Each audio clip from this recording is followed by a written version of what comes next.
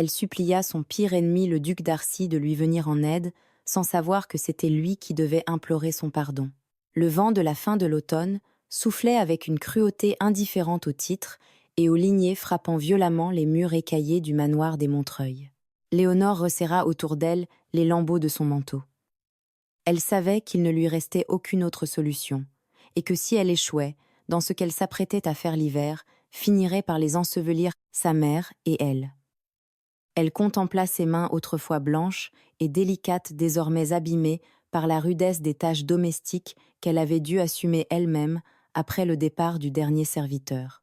Il ne restait plus rien, ni bois pour la cheminée, ni pain, ni espoir. Elle se trouvait à l'ultime frontière, au bout d'un chemin où la faim ne permettait plus aucune hésitation.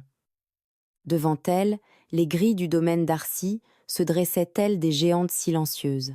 Les armoiries que son père avait si souvent maudites dans l'intimité représentaient maintenant son unique planche de salut. La dignité ne remplit pas l'estomac, murmura Léonore. Dans sa poche, le poids de la petite clé en laiton du garde-manger lui rappelait sans cesse qu'elle n'ouvrait plus qu'une pièce remplie d'ombre et de poussière. Dans la chambre principale du manoir Madame Béatrice de Montreuil, toussait avec une faiblesse qui déchirait le cœur. Sa mère dépérissait dans un lit privé de drap de soie cerné par le froid. Les créanciers ne frappaient même plus avec politesse.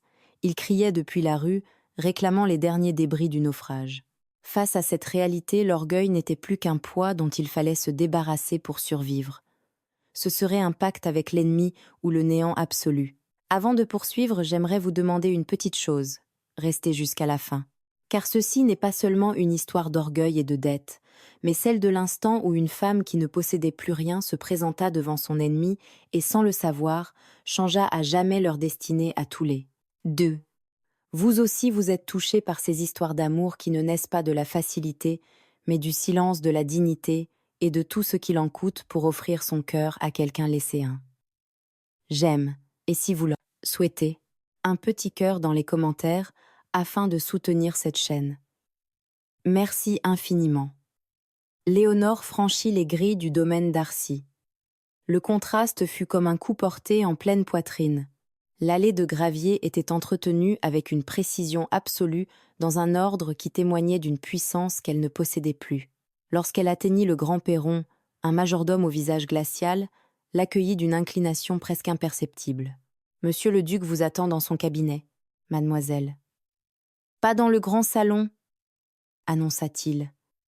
Léonore serra la mâchoire. Être reçue dans le cabinet était le traitement réservé à une subordonnée, non à une égale. Adrien d'Arcy marquait son territoire avant même qu'elle ait prononcé le premier mot. Lorsque les portes du cabinet s'ouvrirent, le silence l'enveloppa.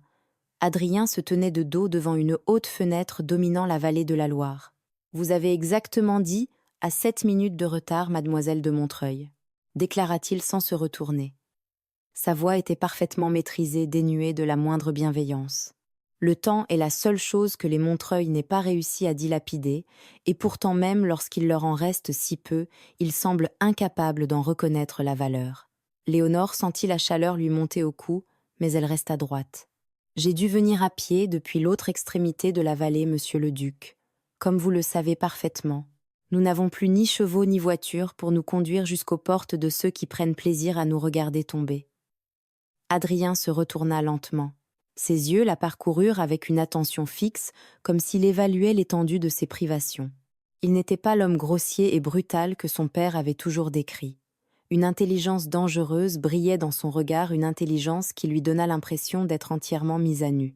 Pourtant, quelque chose dans cette rencontre semblait déjà dépasser le simple règlement d'une dette, même si elle était encore incapable de le comprendre. « La chute des Montreuil ne me procure aucun plaisir, » répliqua-t-il en contournant son bureau. « La décadence est trop prévisible pour être divertissante. Ce qui m'importe, en revanche, c'est la justice. Votre père a passé des années à entraîner nos 2 maisons dans le déshonneur. J'ai grandi en entendant qu'il avait trahi la confiance du mien et compromis le nom d'Arcy d'une manière qui n'aurait jamais dû être possible. Mon père est mort, monsieur le duc, et ma mère paie aujourd'hui pour des fautes qu'elle n'a pas commises, » répondit-elle sans baisser les yeux. « Je suis venue parce que l'on m'a dit que vous accordiez de l'importance aux résultats. Faites suspendre la saisie de notre demeure. Ma mère a besoin de médicaments. Adrien laissa échapper un rire sec. « Et que m'offrez-vous en échange » demanda-t-il avec un calme plus tranchant que n'importe quelle brutalité. « La reconnaissance d'une famille ruinée. Je ne suis pas un homme de charité, Léonore. Je suis un homme d'accord. » Elle soutint son regard une seconde à peine, avant que le poids de ses paroles produise l'effet qu'il attendait. « Je ne possède rien, » admit-elle enfin. Il n'y avait dans cette confession aucune théâtralité, seulement une reddition silencieuse. « Rien. Sinon mon travail, ma loyauté et mon nom, même si celui-ci n'a probablement plus aucune valeur à vos yeux. » Adrien ne répondit pas immédiatement. Il ne l'observait pas comme un homme évaluant une proposition, mais comme quelqu'un cherchant à mesurer jusqu'où une personne pouvait aller lorsqu'elle n'avait plus rien à défendre. Il s'approcha lentement, sans envahir tout à fait son espace, mais suffisamment pour que sa présence cesse d'être lointaine. Une odeur de tabac et de bois ancien l'enveloppa avant même qu'elle ait décidé si elle devait reculer. Il contourna légèrement sa position et s'arrêta à son côté avec une précision presque calculée, comme si chacun de ses pas faisait partie d'une épreuve dont elle ignorait encore l'existence. « J'ai examiné les livres de comptes de votre père, » dit-il enfin d'une voix plus basse. « Les annotations dans les marges étaient de votre main. » Léonore se raidit surprise. « Vous avez tenté de corriger les détournements.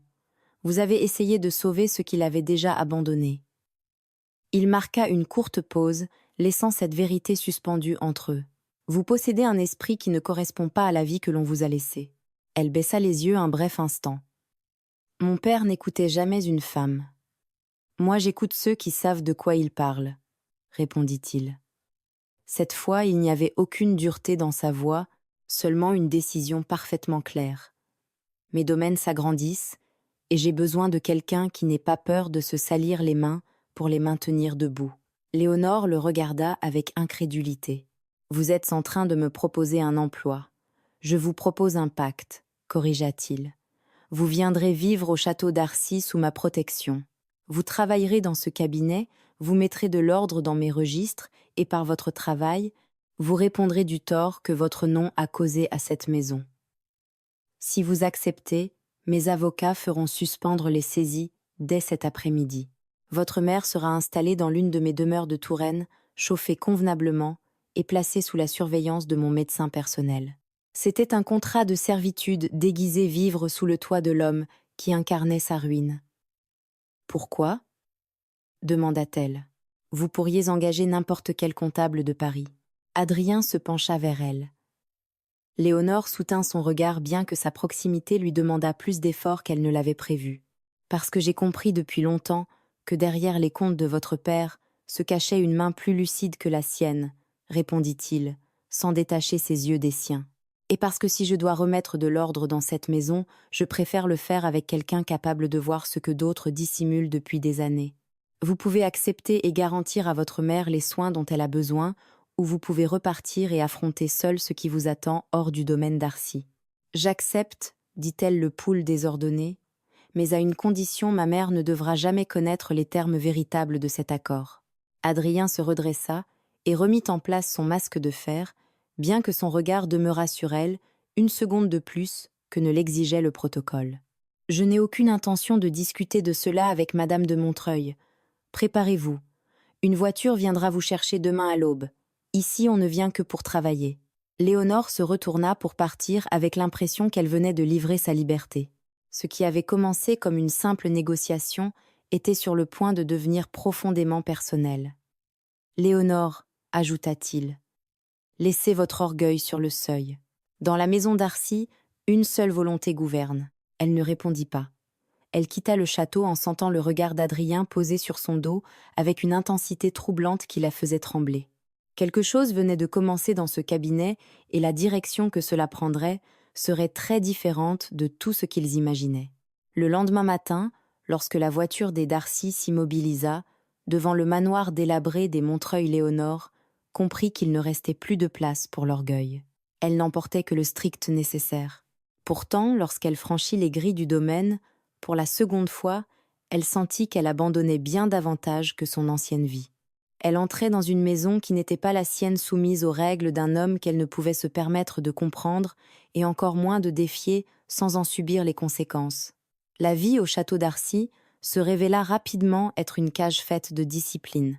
Léonore fut installée dans une chambre de l'aile ouest, un espace d'une élégante sobriété dont l'ordre lui rendait une étrange impression de dignité.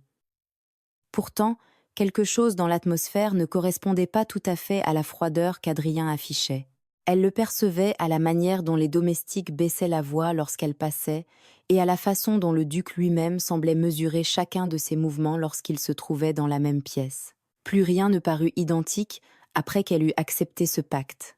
Chaque matin, avant même que le soleil réussisse à percer la brume de la vallée Léonore, était déjà installé devant son bureau. Adrien d'Arcy ne cherchait pas seulement des chiffres, il cherchait la preuve d'une loyauté qu'il croyait disparue. Durant les premières semaines, il fut une présence constante, mais silencieuse. Il s'asseyait dans son fauteuil de cuir et la regardait travailler. Léonore sentait son regard posé sur sa nuque, et parfois lorsqu'elle relevait les yeux, elle le surprenait à l'observer avec une perplexité qu'il ne parvenait pas à dissimuler, comme s'il découvrait une femme très différente de celle qu'il s'était attendu à rencontrer. « Le registre que vous tenez entre vos mains, mademoiselle de Montreuil, dit-il un après-midi, rompant un silence devenu presque oppressant, concerne les vignobles du Sud. Mon père affirmait que cette terre était stérile, mais les comptes indiquent que l'on a acheté des fournitures destinées à une récolte exceptionnelle. Qui voyez-vous ? Léonore releva la tête. Adrien ne la regardait pas avec condescendance, mais avec une intensité qui semblait chercher une fissure dans son armure. Aucun d'eux ne rompit la distance durant plusieurs secondes. Il attendait simplement sa réponse tandis que ses doigts tambourinaient sur l'accoudoir avec une impatience nouvelle. « J'y vois que votre intendant faisait preuve d'une imagination remarquable lorsqu'il déclarait ses dépenses, monsieur le duc, répondit-elle d'une voix ferme. Vous avez payé des fournitures qui ne sont jamais arrivées. Quelqu'un saigne la maison d'Arcy depuis des années. » Adrien se leva lentement. Ses gestes restaient parfaitement contrôlés. Il s'approcha de la table de Léonore et s'arrêta juste derrière elle. La conscience qu'elle avait de sa présence devint presque douloureuse. Elle percevait la chaleur émanant de lui, une chaleur qui défiait le froid des murs de pierre. L'odeur du tabac et du vieux bois l'enveloppa. L'instant se prolongea davantage qu'il n'aurait dû, et Léonore remarqua qu'il hésitait avant de parler, comme s'il cherchait les mots capables de ne pas briser ce fragile équilibre. « Montrez-moi l'erreur », ordonna-t-il. Sa voix n'était plus qu'un murmure près de son oreille. Léonore tendit le doigt vers une colonne de chiffres mal alignés. Adrien se pencha légèrement au-dessus de la table, sans la toucher, observant l'endroit qu'elle désignait.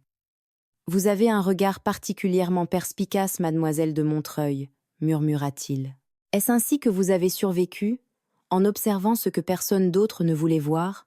J'ai survécu parce que je n'avais pas d'autre choix, » répondit-elle. « J'ai appris que les hommes mentent, mais que les contes finissent toujours par avouer la vérité. » Adrien s'éloigna sans rien dire, et se tourna vers la cheminée où le coffret en palissandre reposait encore sur le manteau intact, comme si la simple idée de l'ouvrir exigeait de lui davantage qu'il n'était prêt à cauder. Léonore l'observa un instant intriguée par cette hésitation qui ne correspondait pas à l'homme sec et implacable qui l'avait accueilli au château, mais elle garda le silence. Dans les jours qui suivirent, la routine du domaine s'imposa avec la précision d'une horloge ancienne. Léonore commençait à travailler de bonne heure plongée dans les registres, les comptes et les contrats de fermage. Adrien, sans qu'elle sache exactement à quel moment ce changement s'était produit, cessa de la surveiller comme on met à l'épreuve une étrangère et se mit à l'observer comme un homme tentant de comprendre quelque chose qu'il ne s'attendait pas à découvrir. Dès le 3e jour, il ne corrigeait plus chaque ligne avec la rigidité glaciale des débuts. Le 5e, il commença à lui poser des questions plus réfléchies, lui demandant d'expliquer certains chiffres ou de préciser pourquoi un registre lui paraissait suspect. Il n'y avait toujours aucune douceur dans son attitude, mais il n'y avait plus de mépris. À sa place naissait une attention nouvelle, presque déconcertante, qui s'attardait sur la fermeté avec laquelle elle défendait ses conclusions, sur la discipline qui la poussait à vérifier plusieurs fois ses calculs, et sur le fait qu'elle ne cherchait jamais à lui plaire ni à obtenir son approbation. Adrien ne la complimentait pas, mais il commençait à reconnaître en silence que Léonore possédait une intelligence rare et une détermination plus exceptionnelle encore. Certains jours, il ne prononçait pas un mot de plus que nécessaire. Elle restait plongée dans les registres, lui dans son fauteuil, chacun d'un côté du cabinet. Quelque chose dans ce silence avait cessé d'être vide. Adrien le remarqua le premier, ou du moins fut-il le premier, à se l'avouer même, s'il n'employa jamais ces mots. Il s'en aperçut un après-midi où elle était absente. Le cabinet baignait dans la même lumière, les mêmes livres occupaient les étagères, et tout se trouvait exactement à sa place. Malgré cela, il manquait quelque chose avec une précision qu'il fut incapable de nommer.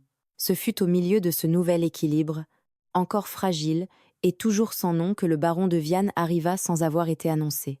Le majordome signala sa présence avec une tension visible, et Léonore sentit tout son corps se raidir avant même de le voir entrer.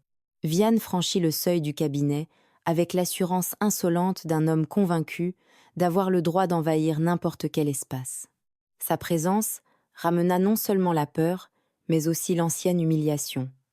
Le souvenir de la façon dont il l'avait toujours regardée, comme si les dettes des Montreuil n'étaient qu'un prétexte, commode, pour revendiquer également sa dignité. « Eh bien, monsieur le duc, déclara le baron, en arrêtant son regard sur Léonore avec un sourire qui lui souleva le cœur, je ne m'attendais pas à trouver mademoiselle de Montreuil aussi confortablement installée. Adrien ne répondit pas immédiatement. Il se contenta de lever les yeux vers lui sans bouger, et ce silence suffit à durcir l'air de la pièce. « Vous êtes venu sans vous annoncer ?» dit-il enfin avec un calme qui ne dissimulait nullement l'avertissement. Viane parut s'en amuser. Il sortit alors un document de sa redingote et au lieu de le remettre au duc, le déposa sur la table juste devant Léonore. « Je crois qu'il vaut mieux que vous le lisiez vous-même, mademoiselle. » Adrien ne l'en empêcha pas, mais ne l'encouragea pas non plus. Il demeura à sa place et observa. Léonore hésita à peine avant de prendre le papier. Une première lecture suffit pour que tout le sang quitte son visage. C'était le genre de document qui n'avait pas besoin d'être authentique pour blesser. Il suffisait qu'il paraisse plausible. Lorsqu'elle releva les yeux, elle ne regarda pas Viane, mais Adrien. « Est-ce vrai ?» demanda-t-elle. Adrien soutint son regard. Il n'avait pas encore vu le document, mais il en comprenait parfaitement l'intention. Il s'approcha et tendit la main avec une fermeté tranquille. « Laissez-moi le lire. » Il prit la feuille, sans se presser la parcourut, attentivement s'arrêta aux endroits importants et revint sur certaines lignes, comme un homme qui ne se contentait pas de lire, mais mesurait ce qui se cachait derrière chaque mot. Le silence qui suivit fut délibéré. Lorsqu'il releva la tête, il regarda Viane. « Dans ma maison, aucun document ne s'impose par l'intimidation, » déclara-t-il avec une sérénité ferme. Il laissa le poids de cette phrase retomber avant de poursuivre. « Et cette affaire concerne Mademoiselle Chem. Si elle cheme, elle souhaite demeurer au château pendant que nous éclaircissons la situation, elle y demeurera. Si elle décide de partir, personne ne l'en empêchera. » Ce n'était pas un ordre, mais une frontière clairement tracée. Viane comprit le message. Il n'insista pas bien que son expression révéla qu'il ne considérait pas la dispute comme terminée. En quittant la pièce, il laissa derrière lui la promesse silencieuse de son retour. Lorsque la porte se referma, le silence du cabinet changea de nature. Léonore resta immobile, le papier encore entre les doigts, essayant de conserver le peu d'équilibre qui lui restait. Adrien ne s'approcha pas immédiatement. « Vous pouvez vous retirer si vous en éprouvez le besoin, » dit-il enfin. Elle ferma les yeux un instant comme pour contenir quelque chose qu'elle refusait de montrer. « Je ne partirai pas. » Adrien inclina lentement la tête et cette fois encore ne s'éloigna pas. Le silence laissé par le départ de Viane se répandit dans les couloirs du château comme une menace invisible, chargeant l'air d'une électricité persistante que personne n'osait rompre. Léonore parvint à peine à avaler quelques bouchées à la petite table de l'aile de service. Le léger tintement de la vaisselle constituait le seul bruit troublant l'immobilité, un écho discret qui soulignait la solitude de sa position dans cette maison qui ne lui appartenait toujours pas vraiment. Malgré tout, quelque chose avait changé. Elle n'aurait su dire quoi, mais elle le sentait dans la tension de l'air et surtout dans la certitude qu'Adrien n'était pas non plus sorti indemne de cette visite. Lorsqu'elle eut terminé, on lui demanda de rejoindre le cabinet. La pièce n'était éclairée que par les braises de la cheminée qui projetaient des ombres déformant les contours des livres et du mobilier. Adrien se trouvait déjà là lorsqu'elle entra. Il ne fit aucun geste inutile et se contenta de désigner la table d'une légère inclinaison de la tête. Il se dirigea ensuite vers la cheminée avec un calme qui n'avait rien de paisible mais relevait d'une maîtrise extrême. Il prit le coffret en palissandre à 2 mains, comme si ce simple geste exigeait davantage qu'il n'était prêt à l'admettre, puis le déposa sur la table avec un bruit sec qui résonna dans le silence du cabinet. Pendant un instant, il ne dit rien. Ses doigts demeurèrent immobiles sur le bois sombre, comme si cet objet n'était pas seulement un vestige du passé, mais une chose encore capable de bouleverser tout ce qu'il tenait pour vrai. La visite de Vianne avait rendu une évidence impossible à ignorer. Le passé ne pouvait plus rester enfermé, comme s'il appartenait uniquement aux Darcy. Ce que renfermait ce coffret ne concernait pas seulement le nom de sa maison, cela atteignait également celui de Léonore. Adrien comprit. Peu, être pour la première fois qu'il n'avait pas le droit d'ouvrir seul cette vérité, puis de décider quelle partie il accepterait de lui révéler. Si ce secret devait être brisé, cela devait se produire en présence de celle qui en payait le prix depuis des années, sans même le savoir. « Mon père n'a jamais autorisé quiconque à toucher ce coffret », murmura-t-il enfin sans la regarder. Il disait que certaines choses ne devaient jamais être ouvertes parce que certaines vérités ne réparent pas le passé, elles ne font que le détruire. Il marqua une brève pause, comme s'il mesurait ce qu'il s'apprêtait à ajouter. « Et j'ai des raisons de penser que ce qu'il contient concerne également votre père. » Léonore se raidit aussitôt. La mention de son père la prit totalement au dépourvu. « Mon père » répéta-t-elle sans détourner les yeux du coffret. « Si ce coffret contient quelque chose qui méritait de rester caché, ajouta-t-elle plus lentement, alors cette chose mérite également d'être affrontée. » Le silence se prolongea encore un instant, avant qu'Adrien se décide à bouger. Il sortit une petite clé du tiroir de son bureau et la tint entre ses doigts, comme s'il en évaluait le poids. Sans quitter le bois sombre des yeux, il l'introduisit dans la serrure.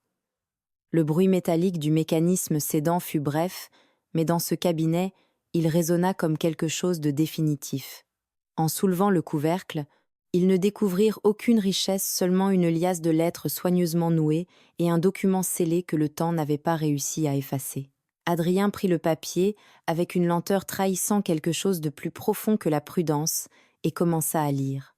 Au début, son expression demeura intacte, puis très lentement quelque chose dans sa posture perdit de sa fermeté, comme si son corps ne pouvait plus soutenir avec la même rigidité ce qu'il venait de découvrir. Sa bouche se crispa, et une ombre différente apparut dans ses yeux, non pas celle de la colère, mais celle d'un bouleversement bien plus difficile à dissimuler. Lorsqu'il atteignit la dernière ligne, il continua à fixer le document immobile, comme si détourner son regard de ces mots exigeait plus de force qu'il n'en possédait à cet instant. « Non », souffla-t-il si bas que sa voix fut à peine audible. « Ce n'est pas possible. » Léonore fit un pas vers lui, oubliant entièrement la distance qui avait toujours existé entre eux. « Que dit-il » Adrien déposa le document sur la table, mais ne retira pas sa main, comme s'il lui était encore impossible de le lâcher complètement.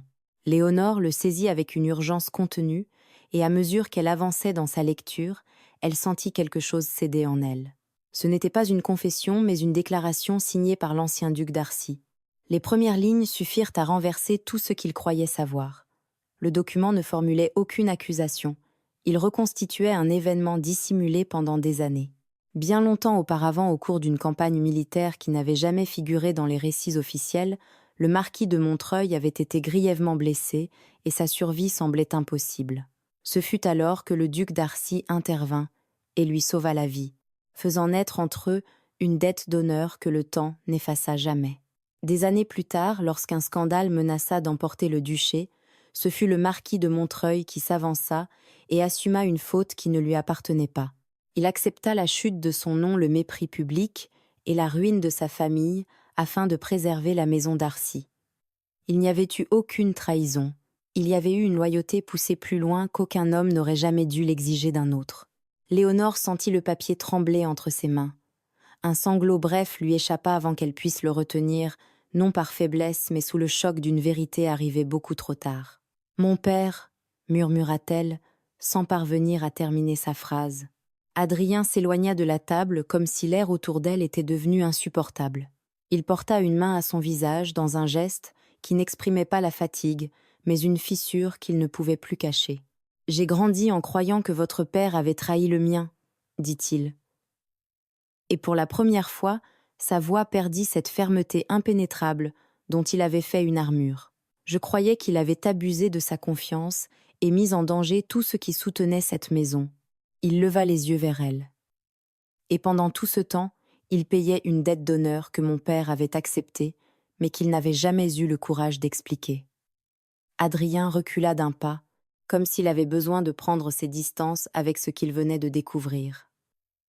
Je vous ai traité comme la fille d'un homme indigne, et je découvre que c'est votre père qui a porté un déshonneur qui ne lui appartenait pas. Et vous l'avez appris trop tard, répondit-elle à voix basse. Le papier devint instable entre ses doigts et un second sanglot lui échappa. Elle demeura debout près de la table de chêne, les yeux fixés sur les lettres qui venaient de rendre son honneur à son nom. La vérité concernant son père faisait naître en elle une colère sourde, tandis que le froid de la pièce pénétrait lentement jusqu'à ses os. À quelques pas d'elle, Adrien ne quittait pas son profil des yeux. Le silence entre eux n'était plus celui de la suspicion. Il était devenu autre chose, quelque chose de plus difficile à nommer et plus impossible encore à ignorer. Rien de tout cela n'aurait jamais dû vous atteindre, dit-il enfin. Léonore ne répondit pas immédiatement. Elle continuait à contempler les lettres. La dette n'aurait jamais dû l'atteindre, et pourtant elle l'avait fait. Cela suffisait. Elle n'avait besoin d'aucun autre mot pour le comprendre, et n'en possédait aucun elle-même. Ce qui la déconcerta davantage et qu'elle eut plus de mal à supporter fut la manière dont il le disait, non comme un homme remplissant une obligation, mais comme quelqu'un qui n'aurait pu agir autrement, comme si la protéger n'était pas un acte ponctuel, mais une décision qu'il n'avait aucune intention d'abandonner. Léonore repoussa presque aussitôt cette pensée. Elle se força à lui donner son véritable nom. Ce n'était pas de l'attention, c'était le devoir. Tout est retombé sur vous, poursuivit-il avec une clarté qui ne cherchait plus à se protéger. La ruine, le déshonneur et même Vianne. Le nom demeura suspendu entre eux avec un poids immédiat. Cela s'arrête aujourd'hui. Léonore ne demanda pas comment. Quelque chose dans le ton d'Adrien rendait la question inutile. Je vais acquitter la dette dans son intégralité, acheva-t-il. Le silence qui suivit n'exprima pas la surprise mais la gravité, car tous deux savaient qu'il ne s'agissait pas seulement d'une décision financière. C'était une manière de remettre à sa juste place une injustice vieille de plusieurs années, et aussi sans qu'aucun d'eux l'admît encore le commencement de quelque chose qu'il ne pourrait pas entièrement maîtriser. Adrien ne tarda pas à agir. Dès le lendemain matin, il ordonna que le baron de Vianne soit reçu dans son cabinet. Vianne arriva avec la sérénité d'un homme qui ne redoutait pas d'être convoqué, comme s'il s'était toujours attendu à ce que cette affaire quitte un jour le domaine des insinuations pour devenir une confrontation directe. Il entra sans se presser, observant le cabinet avec un calme étudié qui touchait à l'insolence. Adrien, en revanche, ne se leva pas. Il resta immobile, derrière son bureau, avec cette froideur contenue qui ne provenait plus seulement de son caractère, mais de l'effort nécessaire pour soutenir une décision dont il n'avait pas encore révélé toute la portée. « Monsieur le duc, salua Vianne en inclinant à peine la tête, je ne pensais pas que vous régleriez cette affaire avec une telle promptitude. Les affaires qui se sont prolongées au-delà du raisonnable doivent être réglées sans délai dès que quelqu'un décide enfin d'y mettre un terme, répondit Adrien. Sans rien ajouter, il prit le document préparé à l'avance, le posa sur la table et le poussa légèrement vers le centre. La dette des Montreuil est acquittée dans son intégralité, capital, intérêts et indemnités. À compter de cet instant, il n'existe plus aucune obligation entre votre maison et celle de mademoiselle de Montreuil. Vianne examina le document sans se presser. Il ne trouva aucune objection possible. Lorsqu'il eut terminé, il le reposa sur la table avec une précaution presque irritante. « Dans ce cas, la dette est effectivement liquidée, » déclara-t-il enfin. « Je ne contesterai pas une somme réglée avec une telle exactitude. Alors cette affaire est terminée. » Vianne souleva légèrement un sourcil. « L'affaire financière, oui. Mais je crains que vous persistiez à croire que tout ce qui s'est produit concernait exclusivement l'argent. Lorsqu'une famille tombe monsieur le duc, elle ne laisse pas seulement derrière elle des comptes impayés. Elle laisse une position vulnérable, un nom affaibli, et une fille dépourvue de véritable protection. Adrien sentit quelque chose se durcir en lui. Mademoiselle de Montreuil ne fait partie d'aucune négociation. Peut être pas selon vos conditions, répondit Viane. Mais vous conviendrez qu'une femme dans sa situation ne reste jamais longtemps hors de portée de ceux qui peuvent lui offrir une issue ou la lui imposer. Cette fois, le sens de ses paroles ne laissait place à aucun doute. Il ne parlait plus de chiffres, il parlait d'elle. Un silence plus long s'installa, un de ces silences qui ne naissent pas de l'hésitation, mais d'une décision sur le point de devenir irréversible. Lorsqu'Adrien parla, il le fit avec un calme si absolu qu'il fut plus puissant que n'importe quelle démonstration d'autorité. Dans ce cas, je ne laisserai aucune place à l'interprétation. Il fit un pas en avant, sans brusquerie, mais avec une fermeté qui refermait définitivement l'espace de la discussion.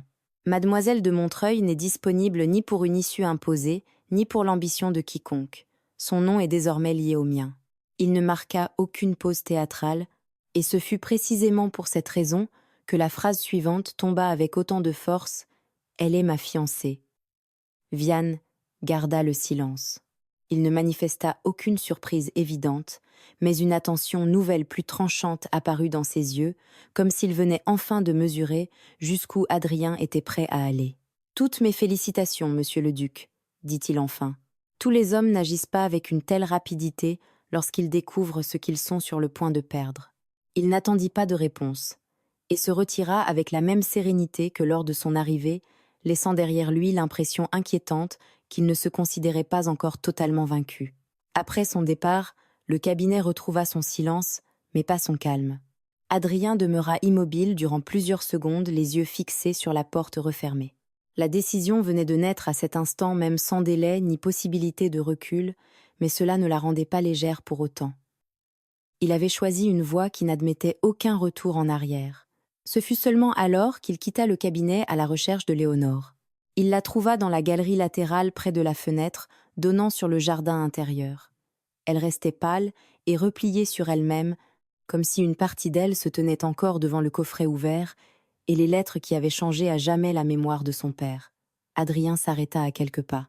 Léonore releva les yeux, en percevant sa présence, et un seul regard lui suffit pour comprendre que quelque chose s'était produit. « Que s'est-il passé » demanda-t-elle. « J'ai parlé à Viane » répondit-il enfin. La dette a été intégralement acquittée. Quelque chose dans le visage d'Adrien lui indiqua qu'il ne lui avait pas encore tout dit. « Et quoi d'autre » demanda-t-elle. « J'ai annoncé à Viane que vous étiez ma fiancée. » Pendant un instant, Léonore ne réagit pas. Elle le regarda comme si elle venait d'entendre une chose qui ne trouvait aucune place possible dans la réalité.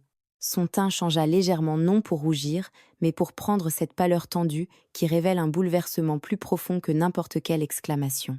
Ses doigts se refermèrent lentement sur le tissu de sa jupe, et lorsqu'elle respira enfin, ce ne fut pas pour se calmer, mais pour empêcher le choc de parler à sa place. « Votre fiancé », répéta-t-elle avec une incrédulité plus grave que scandalisée. « Vous avez donc jugé acceptable de prendre une décision pareille sans me consulter. » Adrien conserva une distance prudente, comme s'il savait qu'un pas de plus aurait été à cet instant une forme de violence. « J'ai jugé cela nécessaire, » répondit-il.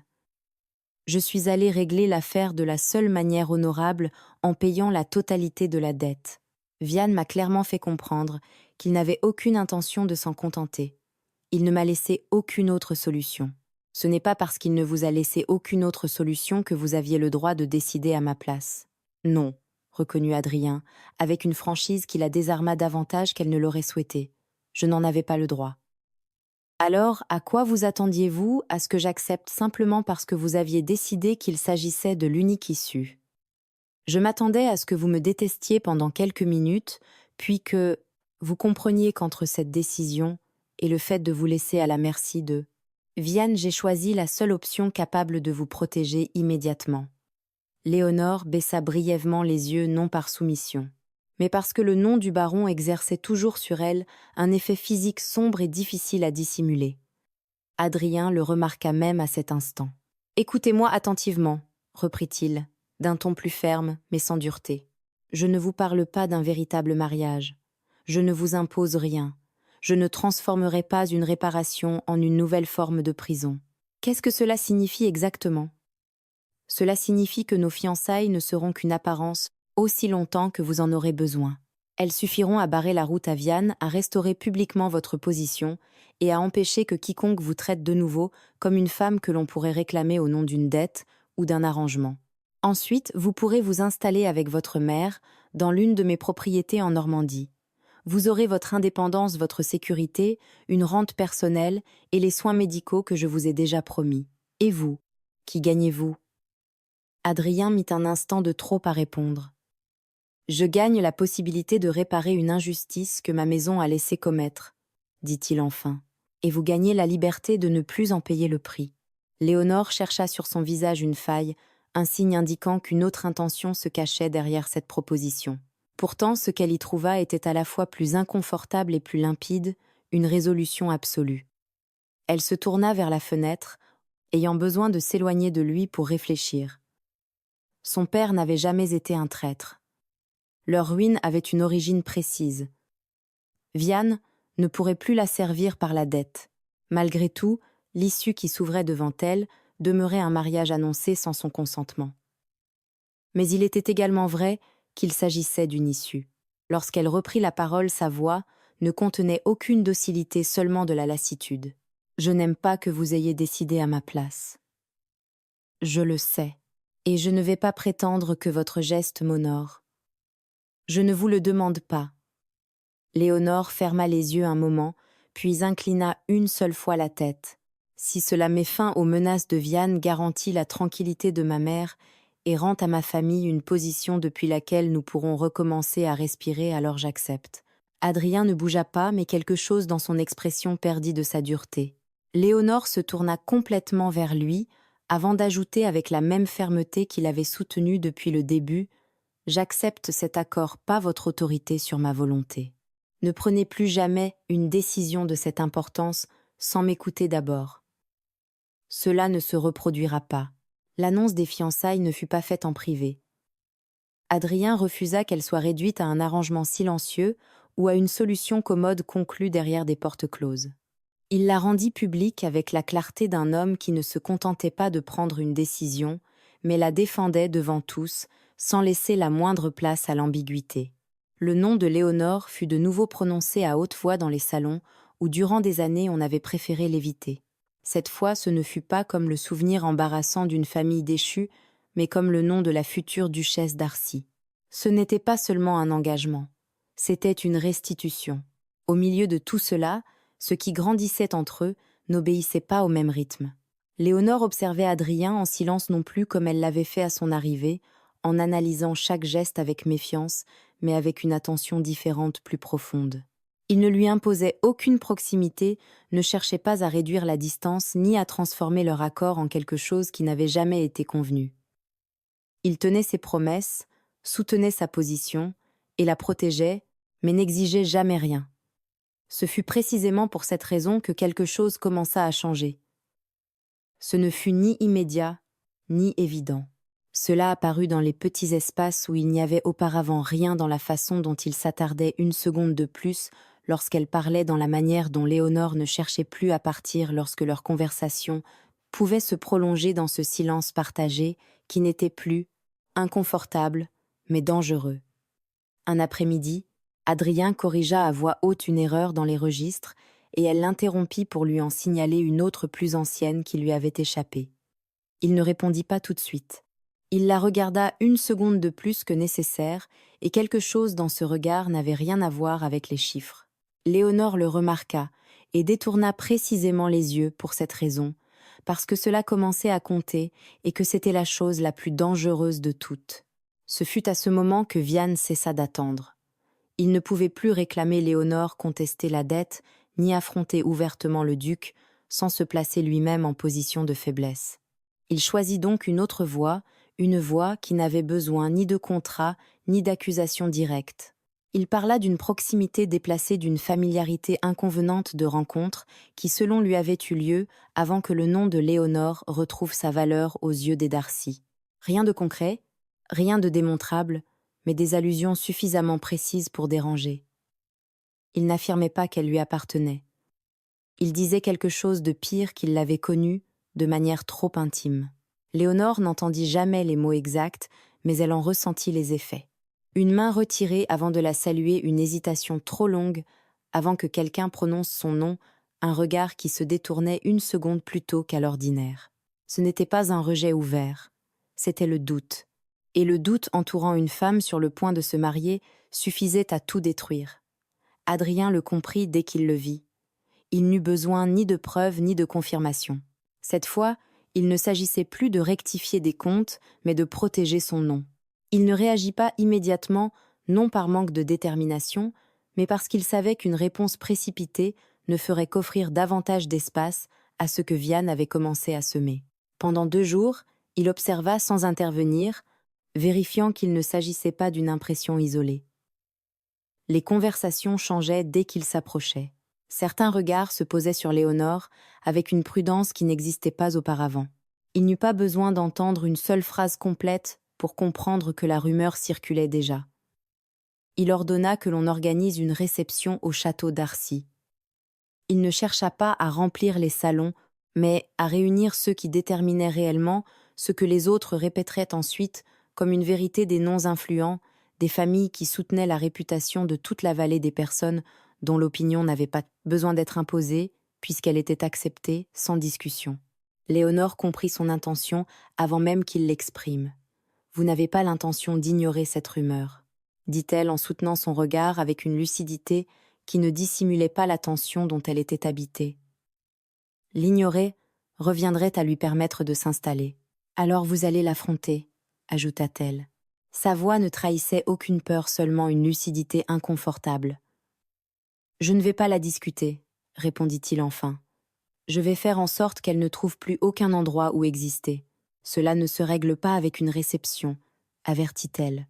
Adrien s'approcha d'un mouvement contrôlé, qui ne cherchait pas à s'imposer, mais qui ne laissait aucune place au malentendu. « Ce n'est pas une réception, » répondit-il, « c'est une affirmation. » Le silence qui suivit fut dense, chargé de tout ce qu'il comprenait sans avoir besoin de l'expliquer.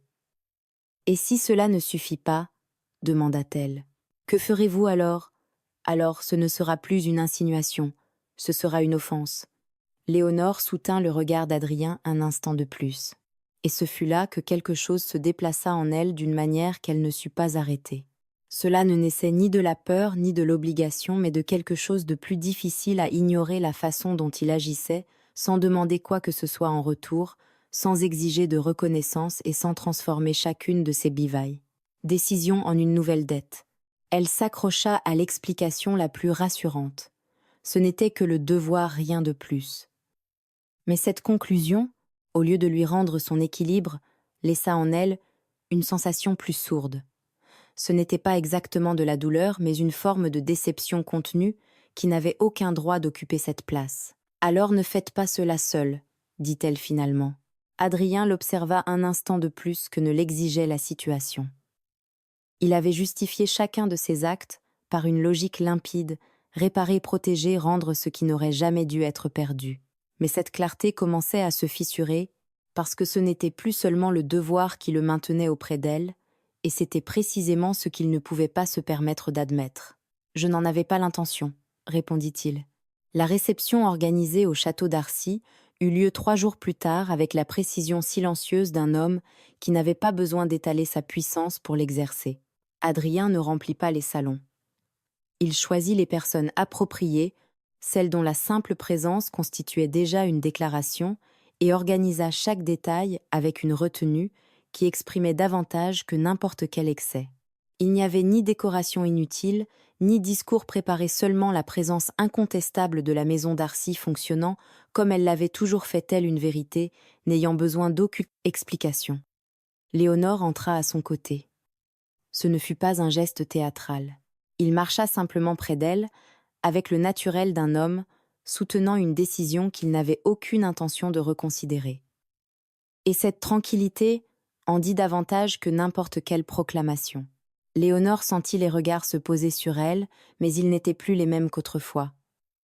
Il ne possédait plus cette froideur calculée avec laquelle on observe une personne tombée en disgrâce. Ils étaient devenus plus prudents, comme si chacun cherchait à déterminer quelle position adopter avant qu'il ne soit trop tard pour choisir le bon camp. C'était exactement ce qu'Adrien avait anticipé. Il ne suffisait pas de démentir une rumeur. Il fallait lui retirer le sol sur lequel elle aurait pu se maintenir. Vian était présent. Adrien l'avait prévu. Il savait que le baron ne viendrait pas pour céder, mais pour observer, calculer et vérifier s'il subsistait encore un angle depuis lequel il pourrait intervenir sans s'exposer. Depuis l'autre extrémité du salon, Adrien le surveilla avec un calme qui n'avait plus rien de l'indifférence, mais qui était devenu plus froid et plus délibéré. Aucune confrontation directe ne fut nécessaire. Lorsque le comte de Villefort, l'homme le plus influent de la réception, dont l'opinion n'avait jamais besoin d'être imposée parce qu'elle était acceptée sans discussion, vint saluer Léonore avec une inclination dénuée de toute condescendance, quelque chose changea irréversiblement dans l'atmosphère. Ce n'était pas un geste vide, c'était une prise de position. Tous ceux qui se trouvaient dans le salon le comprirent avant même que le comte ait fini de s'éloigner. Vian réalisa à cet instant qu'il avait perdu le terrain qu'il cherchait à conquérir. Il ne l'admit pas à voix haute. Il n'était pas le genre d'homme à reconnaître une défaite avec des mots. Mais la manière dont il se retira un peu plus tôt que prévu, avec une sérénité trop soigneusement étudiée pour être sincère, révéla tout. Plus tard, lorsque les derniers invités eurent pris congé et que le château retrouva son silence habituel, Léonore trouva Adrien dans la bibliothèque. Elle ne le cherchait pas, ou du moins se le répéta-t-elle, lorsque ses pas la conduisirent jusque-là sans qu'elle ait consciemment pris cette décision. Adrien se tenait penché sur d'anciens registres, éclairé seulement par le feu de la cheminée dont les flammes projetaient des ombres sur les pages. Il ne leva pas la tête lorsqu'il l'entendit entrer, mais ne prétendit pas non plus ignorer sa présence. Léonore s'arrêta à quelques pas. Le silence entre eux n'était pas vide. C'était le silence qui se forme lorsque deux personnes ont cessé de prétendre qu'elles n'ont rien à se dire. « Cela a fonctionné, dit-elle. »« Oui. » Adrien referma le registre avec une lenteur parfaitement consciente. Il se leva et demeura immobile un moment, sans s'approcher, comme s'il mesurait une distance qu'il n'avait pas encore décidé de franchir. « Léonore, » dit-il. C'était la première fois qu'il prononçait son prénom, sans titre, sans rien interposer entre le mot et la personne. Elle le regarda. « Il y a quelque chose que je ne vous ai pas dit, » poursuivit-il, « et je ne vais pas prétendre que cela n'a aucune importance simplement parce que le moment est inopportun. » Léonore ne répondit pas. Elle l'attendit. Adrien fit un pas vers elle, un seul aussi maîtrisé que tous ses gestes, mais différent des autres, dépourvu de son ancienne froideur et de la distance calculée qu'il avait conservée depuis le début, comme si cette retenue avait été, jusque-là, sa seule manière de se montrer juste envers elle. « Ce que j'ai fait face à Vian n'était pas uniquement motivé par ce que ma maison doit à la vôtre, dit-il d'une voix ayant perdu toute son armure stratégique. Et les fiançailles que j'ai annoncées n'étaient pas seulement destinées à vous protéger. » Le feu crépita dans la cheminée. Léonore sentit le poids de ces paroles, non comme une déclaration, mais comme quelque chose de plus sobre et de plus difficile, un aveu qu'il avait porté pendant des semaines sans s'autoriser à le nommer. « Depuis le jour où vous êtes entré dans mon cabinet, j'ai essayé de me convaincre que ce que je ressentais n'était que de l'estime. Ensuite, je me suis dit que c'était de la culpabilité, puis du devoir. » Il marqua une pause. Aucun de ces mots n'était le bon.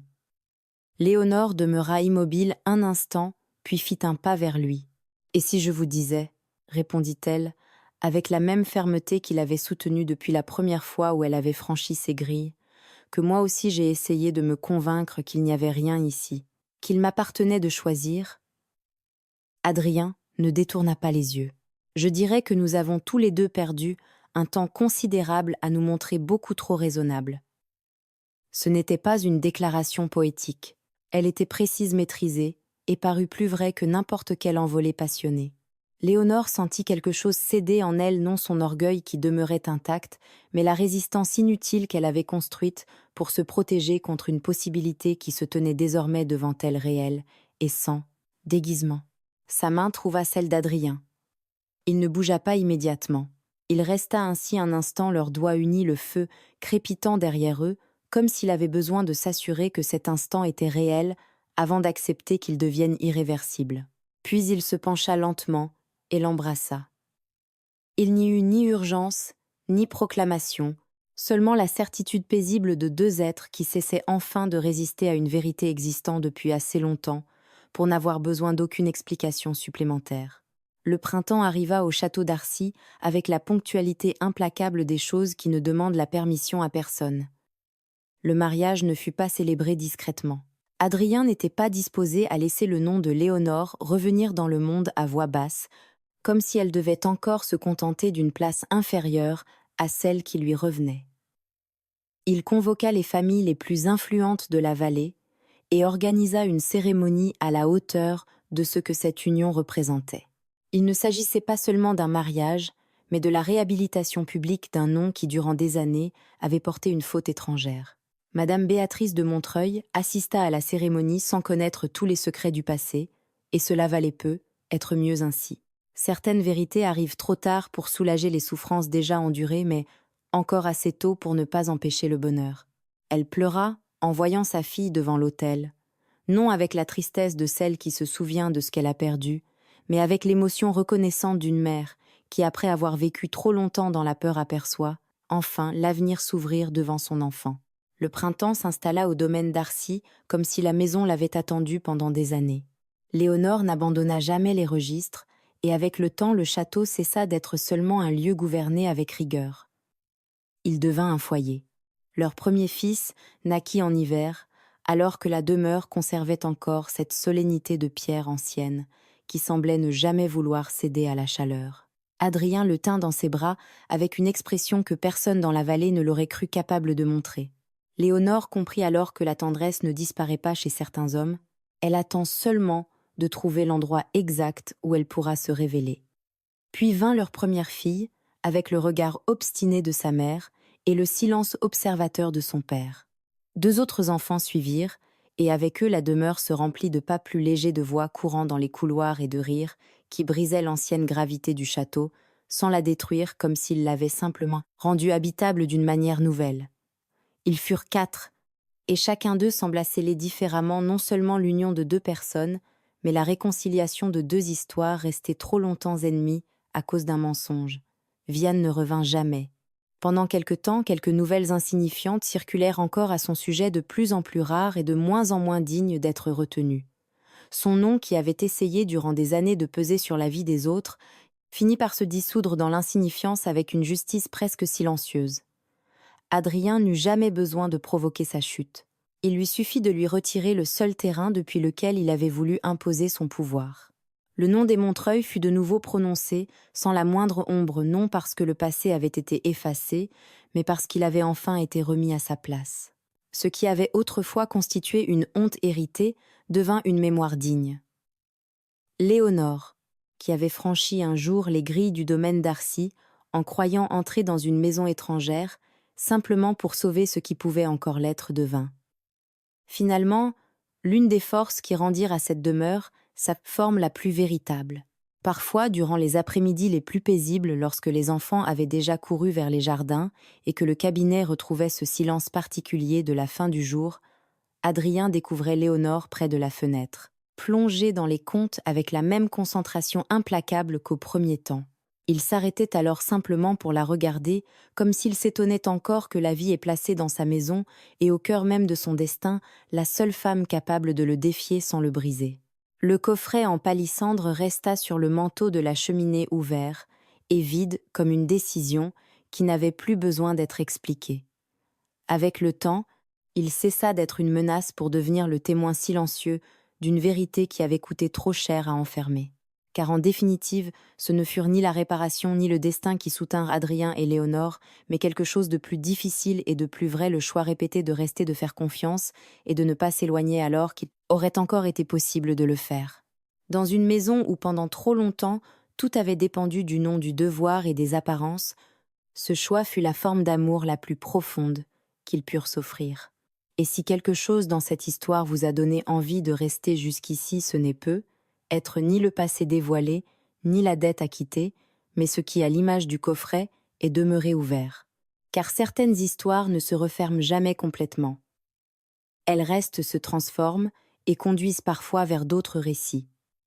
Vous en trouverez plusieurs dans le commentaire épinglé, des histoires qui naissent elles aussi de ce qui fut eu de ce qui fut perdu et de ce qui malgré tout réussit à revenir.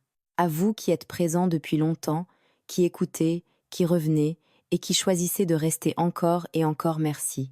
Car comme dans cette histoire, certaines présences ne s'imposent pas, elles se maintiennent. Et si vous souhaitez soutenir notre travail, n'oubliez pas de laisser un j'aime et d'écrire dans les commentaires ne serait-ce qu'un seul mot d'encouragement. Cela aide nos histoires à voyager beaucoup plus loin. Votre présence ici est un véritable cadeau pour nous. Que Dieu vous bénisse.